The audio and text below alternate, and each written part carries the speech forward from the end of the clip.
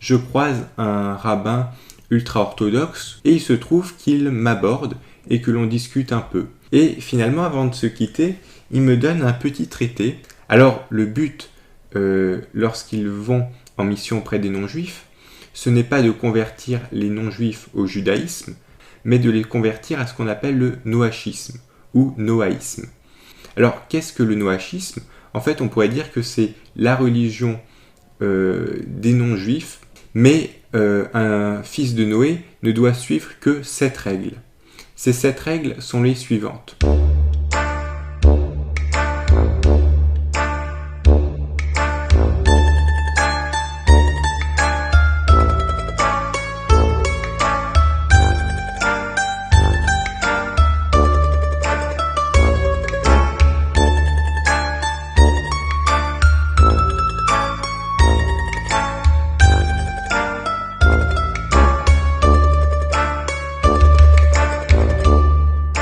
D'un point de vue juif, déjà, le christianisme est une idolâtrie. Cela implique aussi de rejeter Jésus comme le Messie. Et donc, en fait, le noachisme est directement en contradiction avec le christianisme. Éventuellement, la religion qui se rapprocherait le plus du noachisme, c'est l'islam, à la limite.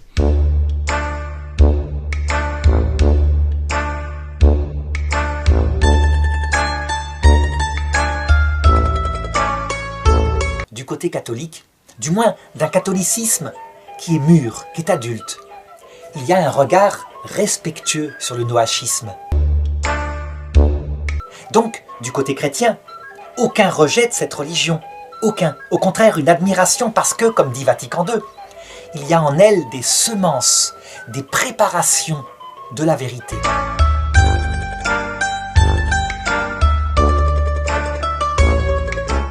Le concept banalisé, et pourtant si mal défini de pensée judéo-chrétienne, cache mal cette vérité qu'il n'existe pas et qu'il ne peut pas exister de pensée judéo-chrétienne. Certes, au XIXe siècle, Nietzsche attaquait ce qu'il nommait la morale judéo-chrétienne, en amalgamant deux morales pourtant inconciliables, la morale judaïque élitiste et la morale chrétienne universaliste. Mais la notion de pensée judéo-chrétienne est beaucoup plus récente. Or, cette escroquerie intellectuelle, communément admise, montre l'avancement réel du projet de syncrétisme religieux porté par le Concile Vatican II à travers le dialogue interreligieux. Ce concept absurde, couramment admis, montre en effet une judaïsation particulièrement toxique de ce qui fut, il n'y a pas si longtemps, une société catholique. Car en réalité, il y a la pensée chrétienne, pétrie des enseignements du divin maître, développés par les pères, les docteurs de l'Église et les papes, héritières légitimes de l'Ancien Testament, et diamétralement opposée à cette pensée, il y a la pensée juive, pétrie des enseignements du Talmud ou de la Kabbale, fille illégitime de l'Ancien Testament. Entre ces deux pensées, il y a le même abîme qu'entre les cieux et l'enfer, puisque l'une procède de la lumière divine et de la vérité, et qu'elle éclaire le monde, tandis que l'autre se tapit dans l'ombre, cache ce qu'elle enseigne, et exalte des forces obscures, parce qu'elle procède du père du mensonge, qui fut homicide dès le commencement. Oui, l'une procède de la révélation divine et apporte le salut par l'Église du Christ, et l'autre procède des mensonges de Satan, qui apporte la damnation par la synagogue et le Talmud, livre maudit qui perd les Juifs en les soumettant à une fausse religion. Or, non seulement ce livre maudit les condamne à attendre l'Antéchrist, qu'ils recevront comme le Messie, Mais en plus, il les pousse à préparer le monde pour sa venue, en œuvrant notamment pour l'instauration de la religion noachite. En 1905, dans un recueil sur l'Antéchrist, l'abbé Augustin Lehmann, ancien juif sincèrement converti au christianisme, décrivit comme fortement probable cette idée que les Juifs acclameront l'Antéchrist comme le véritable Messie, et qu'ils seront ses auxiliaires pour établir son règne. Son opinion était fondée sur les Saintes Écritures, car il est écrit « Je suis venu au nom de mon Père, et vous ne me recevez pas.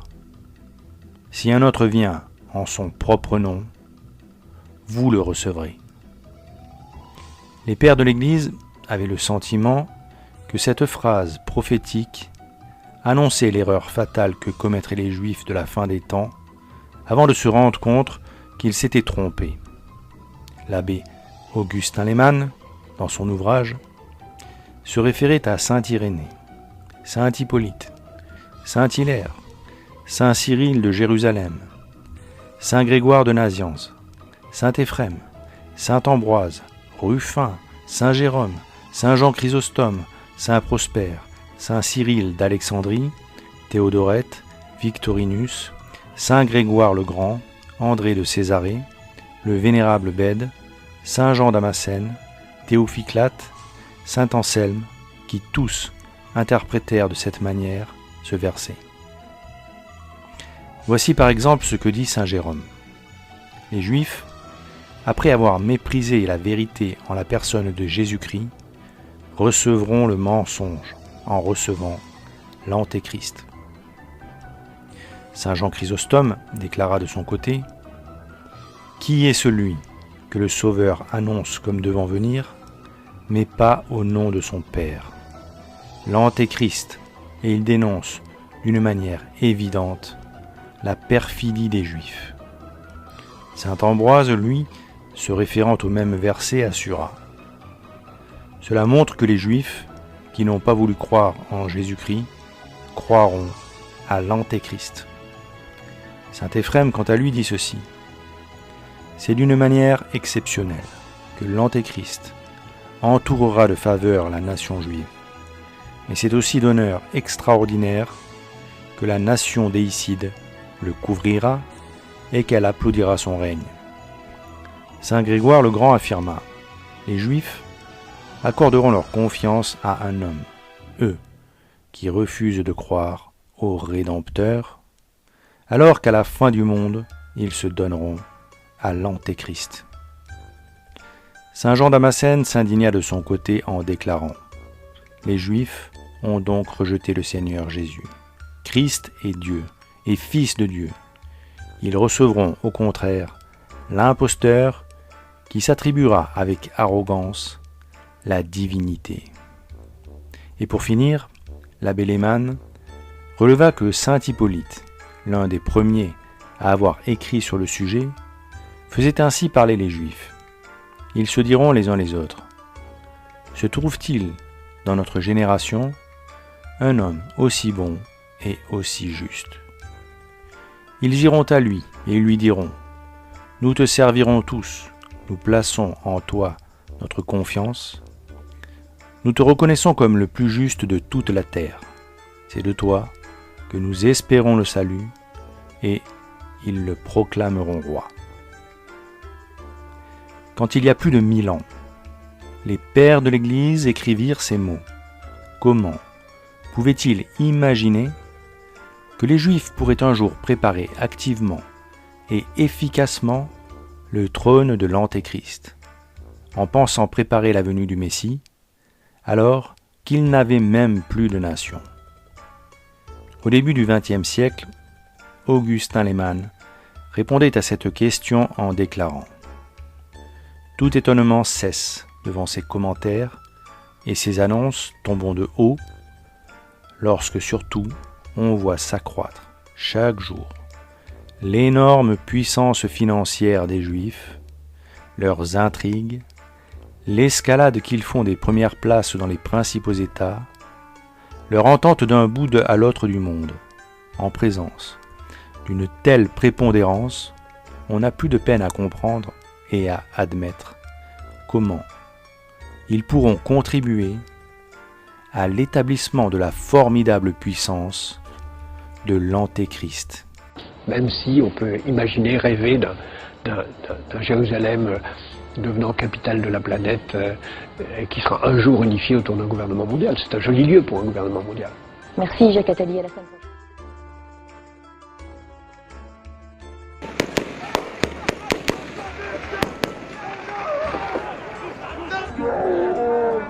Un catholique français, nommé Aimé Pallière, écrivit en 1926 le récit de son apostasie et de sa conversion au judaïsme.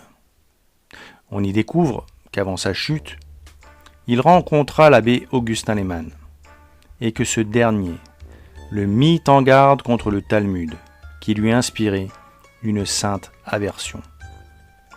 L'apostat rapporte dans son œuvre nommée « Le sanctuaire inconnu » que l'abbé lui aurait déclaré « Sans le Talmud, il y a longtemps que tous les Juifs seraient convertis ». Ce qui est certainement vrai. Le Talmud est à Satan, ce que les saintes Écritures sont à Dieu. Ce verset « Je suis venu au nom de mon Père, et vous ne me recevez pas.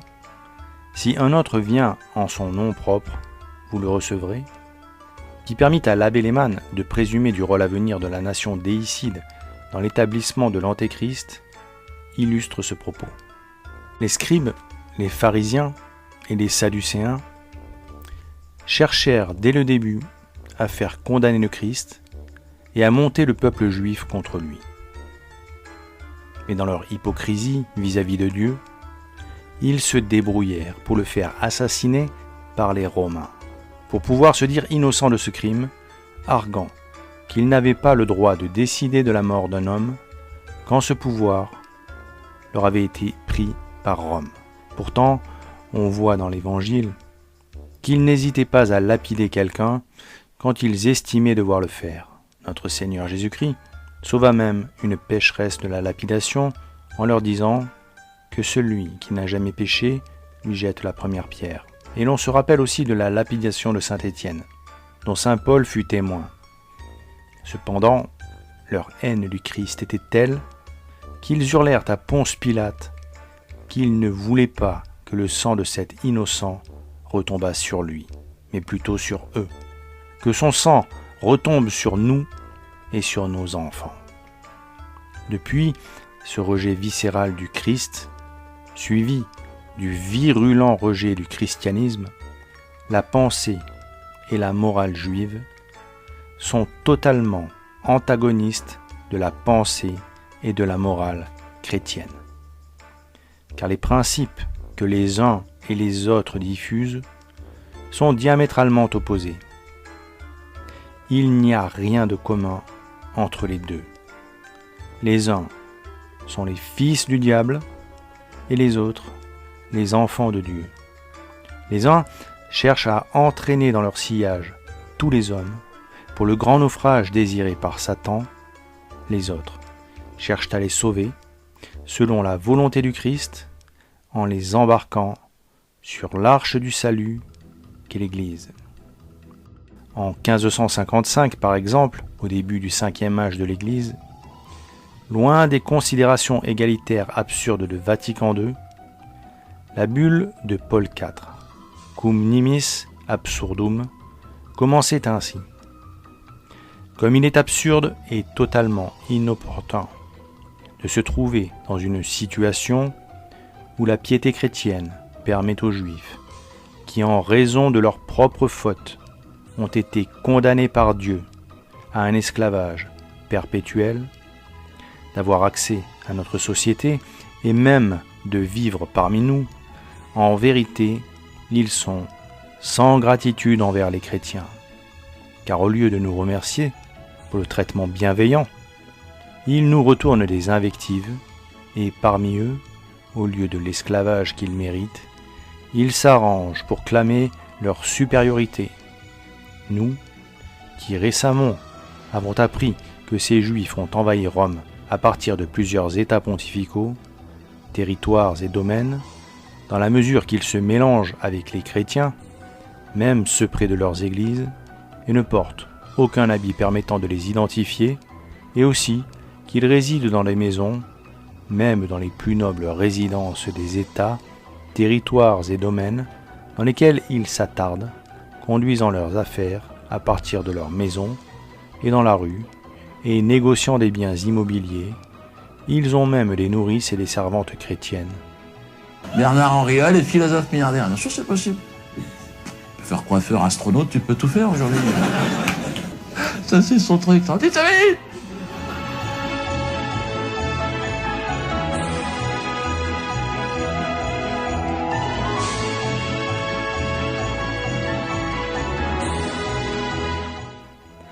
Ce préambule n'indique pas chez le vicaire du Christ l'assentiment du concept de pensée, de morale, ou même, comme on l'entend aujourd'hui, de civilisation judéo-chrétienne, ni d'ailleurs d'encouragement à l'égalité de traitement entre juifs et chrétiens, mais plutôt la réprobation d'une telle idée.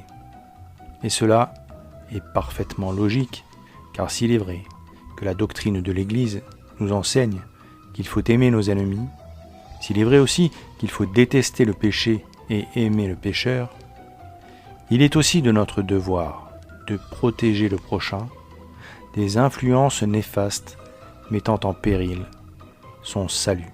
C'est sur ce point que sa sainteté Paul IV exerça sa vigilance, avec une acuité qui aujourd'hui choque les catholiques libéraux du XXIe siècle qui imaginent qu'il existe une pensée judéo-chrétienne.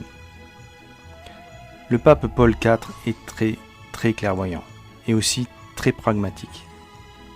Confronté à une population juive croissante, refusant opiniâtrement la grâce depuis des siècles, et cherchant, depuis la mort du Christ, à prendre l'ascendant sur les chrétiens par tous les moyens, sans hésiter pour cela à pervertir la société chrétienne, par les mœurs ou les idées, le Saint-Père voulut écarter le risque que représentait cette population pour la chrétienté.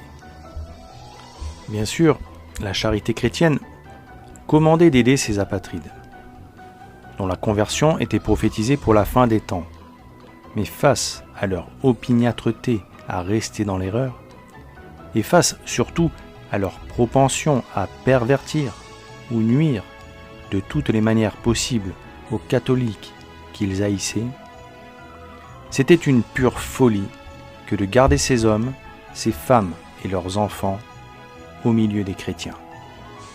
Ils risquaient d'entraîner dans leur perte éternelle les enfants de Dieu, dont le souverain pontife avait la charge. Alors, comme on écartait alors les lépreux et les pestiférés des gens saints, le pape écarta les juifs des catholiques, afin d'éviter qu'ils n'empoisonnassent la morale chrétienne en construisant un monde où, dans un premier temps, le mensonge et la vérité auraient les mêmes droits, afin de fortifier le camp du mensonge qui, une fois devenu assez puissant, pourchasserait impitoyablement la vérité. À croire que le malheur des uns pourrait faire le bonheur des autres. En tout cas, les bombardements sur la bande de Gaza attisent la curiosité. Ces résidents israéliens ont organisé une journée pique-nique, destination 7 collines avec vue plongeante sur les territoires bombardés. Je suis venu voir Gaza, les attaques aériennes, voir nos avions, pour me divertir un peu en ce jour de Shabbat. Dans le même décret, Paul IV interdisait la construction et l'agrandissement de synagogues sur le territoire de Rome. Loin d'imaginer qu'un jour, un homme, se prévalant du titre de vicaire du Christ, irait inaugurer la grande synagogue de Rome avec le grand rabbin de Rome. Il pensait avoir préservé à jamais l'Église d'un tel malheur et d'une telle honte par sa bulle Cum ex apostolus. Car telles étaient les préoccupations des souverains pontifes au nom de la charité, avant que le libéralisme n'infeste l'Église et que l'ennemi ne puisse ainsi placer sur le trône de Saint-Pierre un imposteur qui substituerait à la charité une faiblesse de cœur lamentable, favorisant une tolérance autodestructrice pour le mal qui conduit la chrétienté à accepter sa propre disparition. Aimé Pallière, dans le livre racontant son apostasie, explique parfaitement la pensée des rabbins au sujet de la fausse religion du noachisme. Il cite à de nombreuses reprises les propos du rabbin Élie Ben Amosek, dont il fut le disciple. Ce rabbin, dans son livre préfacé par Aimé Pallière, Israël et l'humanité, étude sur le problème de la religion universelle et sa solution, prône ce qu'il a conseillé à son disciple, le mosaïsme pour la communauté juive et le noaïsme ou noachisme pour l'ensemble de l'humanité. Cette position serait, selon le rabbin Ben Amosek, le point de vue juif le plus orthodoxe qui soit. Selon ses dires, les membres des peuples de l'humanité seraient tous des enfants de Dieu, mais Israël aurait cette particularité parmi tous les autres peuples d'être investi d'une mission sacerdotale que les autres peuples n'auraient pas. Le rabbin Ben Amosek considère dans cette œuvre que la constitution d'une religion universelle est le but final du judaïsme. Mais au travers des conseils qu'il donne à Aimé Pallière, on comprend que la constitution de cette religion universelle ne passe pas forcément par une conversion à proprement parler, comme l'entendent les catholiques, c'est-à-dire une profession de foi claire et sans ambiguïté. En effet, selon le rabbin, il suffirait pour les non-juifs de suivre les 7 commandements qui auraient été donnés par Dieu à Noé. Il déclare en effet, nos docteurs ont dit que 7 commandements ont été imposés aux fils de Noé. Le premier leur prescrit d'avoir des magistrats.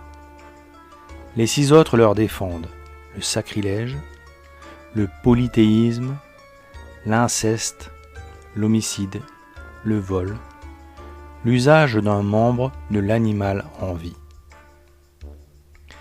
La lecture de ces lois met en évidence l'importance du rôle des magistrats dans une société qui serait bâtie sur ce fondement moral.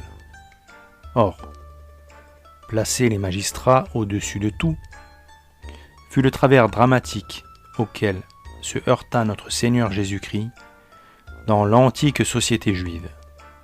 Ce travers se traduisait alors par un attachement factice aux mots de la loi, assorti d'un manque total de respect pour son esprit, qui pourtant venait du Saint-Esprit. Les lois noachides, par la première prescription, peuvent aisément pousser les hommes à reproduire ce que le Sanhédrin était devenu à l'époque du Christ, quand les religieux se plaçaient au-dessus de Dieu, en utilisant sa parole et ses lois pour asseoir leur pouvoir en abusant de leur position de juge. On se rappelle à ce sujet que lorsque le Christ est arrivé dans le temple au milieu des magistrats et qu'il a parlé pour leur rappeler le sens réel de la loi, ils n'ont pas supporté d'entendre la voix de Dieu, car ils étaient les fils de Satan. Pétrifiés par la vérité, ils n'ont pu réagir, mais immédiatement, ces héritiers de Caïn conçurent dans leur cœur le projet d'éliminer notre Seigneur Jésus-Christ, parce qu'il venait réconcilier les hommes avec Dieu, ce que Satan ne pouvait pas supporter.